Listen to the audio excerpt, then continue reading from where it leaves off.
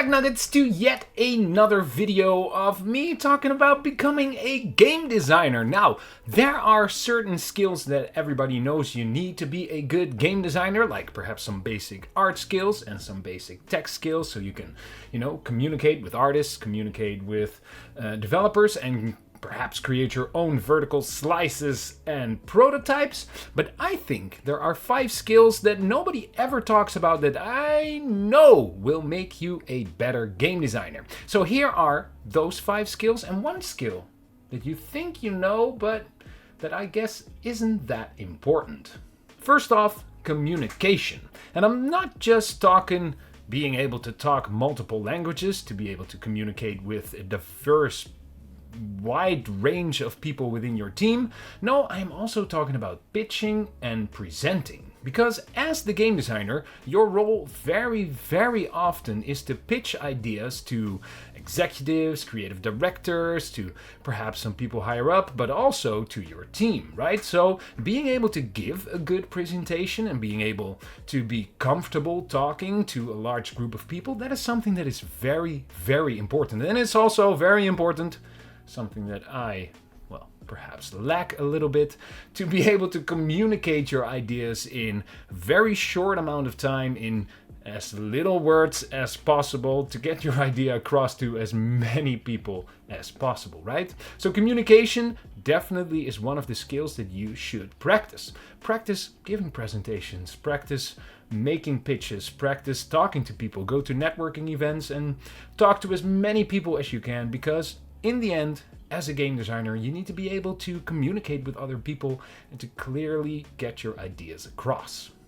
Next on the list is writing, be it creative or just practical writing. As a game designer, unfortunately, the reality is that you just need to write a lot. You need to write game design documents, you need to write pitches, you need to write story arcs, you need to write backstories, character descriptions, you need to write systems, you need to make spreadsheets, you need to write emails, you need to write...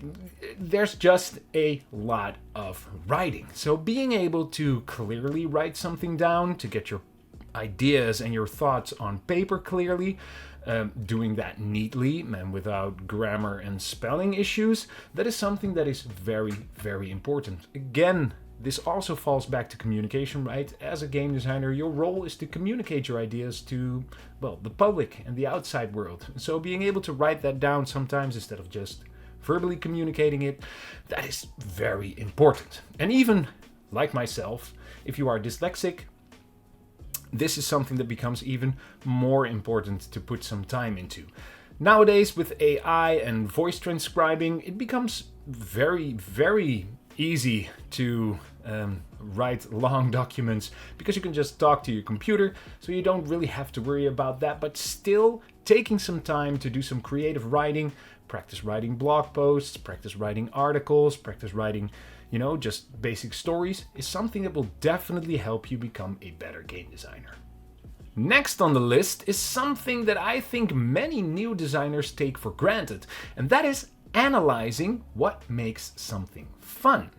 Say you are playing your favorite game, and because it's your favorite game, you like that game, and somebody asks you, all right, what is it that you like about this game? Then as a game designer, you should be able to very clearly communicate what it is about that game that makes it your favorite game and that makes it fun, and which elements you really like, which elements you don't really like. And the same goes for other games. So if you look at popular games, you should be very clearly able to communicate what it is about that game that the target audience really likes. Because if you know what makes something fun, then you can translate that to your own ideas and to your own games. Or that is something that you can very easily practice. Just take a bunch of games and just describe all the mechanics, describe all the, it's a lot of work, right? Describe all the game systems and describe what you like about all those systems. And then in the end, you'll have like a library of systems, of mechanics, of rule sets, of things that you like about specific games. And then you can, when you're developing your own games, pick and choose from that list and sort of combine and mash up and create new ideas so that you know that your game is going to be, at least for yourself, fun. Fourth on the list is not so much a skill, but more a characteristic, and that is to be curious. I always tell new designers who ask me, well, what can I do to become a better game designer?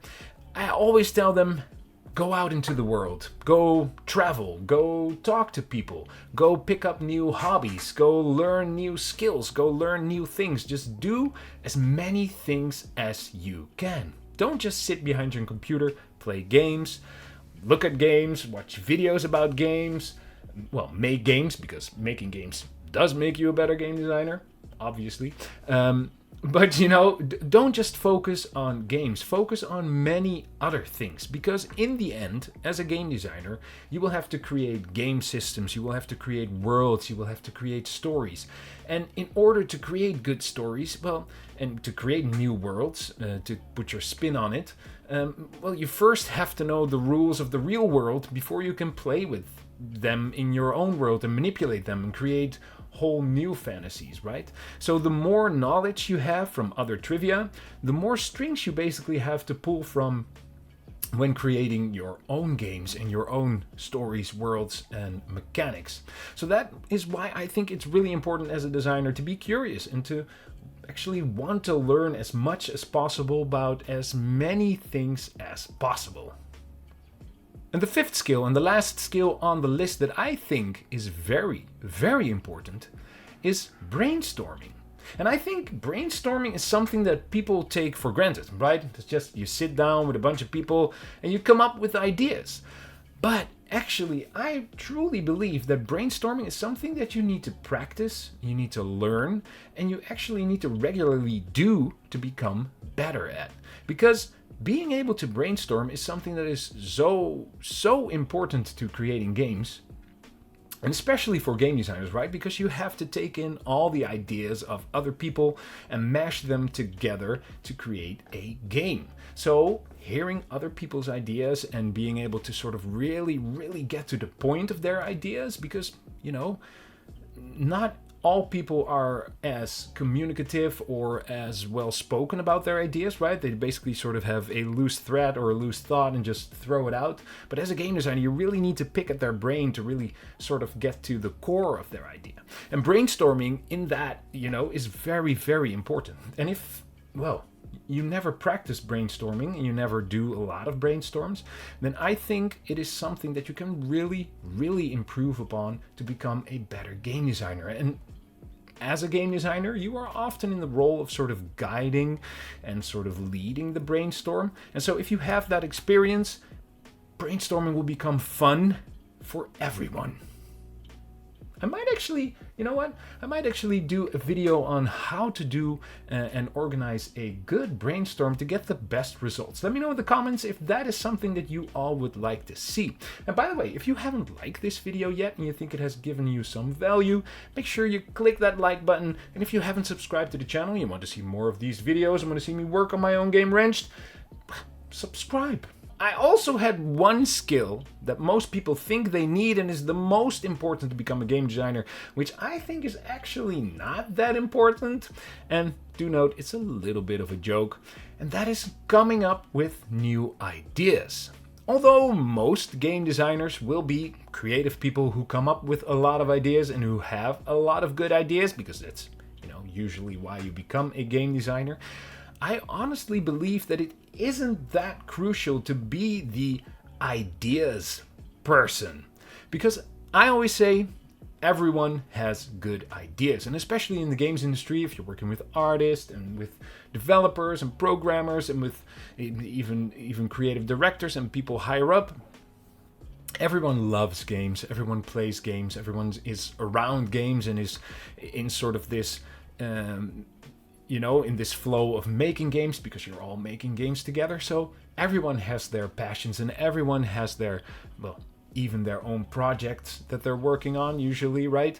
And so everyone has great ideas. And as a game designer, one of the things that I see young game designers mistake is that as a game designer, it is not per se your job to come up with new ideas. No, it is your job to take everyone's ideas, also including your own, of course, and making them into a workable, fun game that players will love. So really take a look at the next time that you're in a team, and really make sure, if you have the role of a game designer, that everyone is heard and that you're not just the one coming up with new ideas, but you really listen to everyone's ideas and try to create something that is from everyone.